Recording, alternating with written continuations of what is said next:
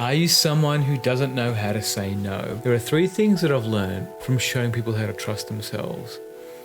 The first thing is when you don't trust yourself, you're very open to suggestion and saying yes when you really mean no.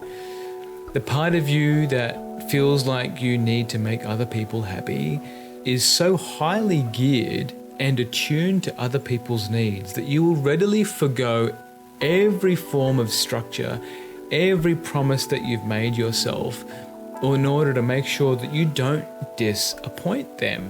And this is really a narcissistic style behavior where all you care about is how the other person sees you, right?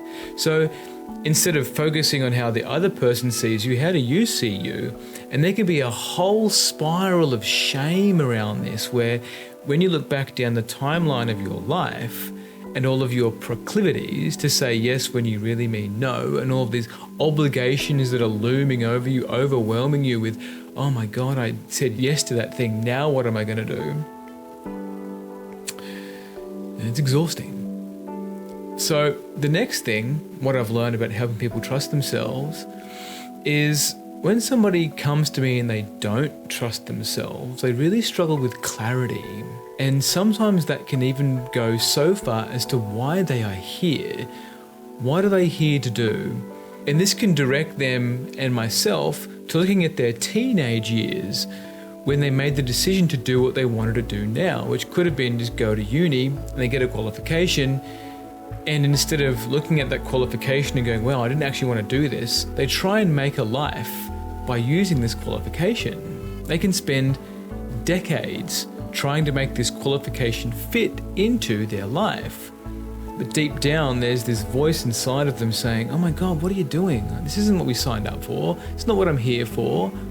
And there's this ongoing tension in your body, which is exhausting, that now that you've invested in getting this qualification and you might have student debt to pay back, now you've got to try and make it work instead of just dying to it. So when somebody trusts themselves, they're able to die to this old version of themselves, including all of the previous qualifications that they've had. And in that death, they can discover who they really are at the core.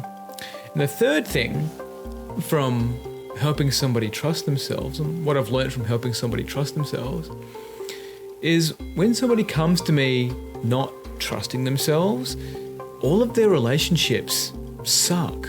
There's this obligation to stay in a relationship either because of the kids or because there's financial dependence or because they don't know what to do next. Their identity is so consumed in the relationship, whether it be with kids or a partner or extended family or extended friends, that if this person left the relationship, they'd need to start all over again. So people can stay in relationships just because they're unwilling to let go of what they currently have. And if you learn to trust yourself, you know that who you are as an individual is valuable, your gifts are valuable, what you have to say is valuable, and those people that were in your life before this moment of transition may or may not come with you, and the ones that come with you will support you in this transition. So if there's money involved in all of this, then what's it costing you to stay stuck? Like, what's it costing you to not trust yourself? If you can hear yourself in what I'm saying, if you're someone who obliges to people's requests, it's almost remote. It's automatic. You become an automaton to somebody else's request. Can you do that for me? Can you go over here? Can you do this? It's like you have no idea what your no sounds like. Your no is actually a broken record stuck on yes. And it's exhausting. And until you're willing to have a look at this is an instinct injury which is stored in the body. And in characterology, it has its own archetype as well. And it's in the body. This isn't something that you can mindset your way through or hypnotize or NLP or EMDR or whatever other half-assed therapy that you want to use. This is built into your body, and it requires mindset, sure. It requires maybe some spiritual work.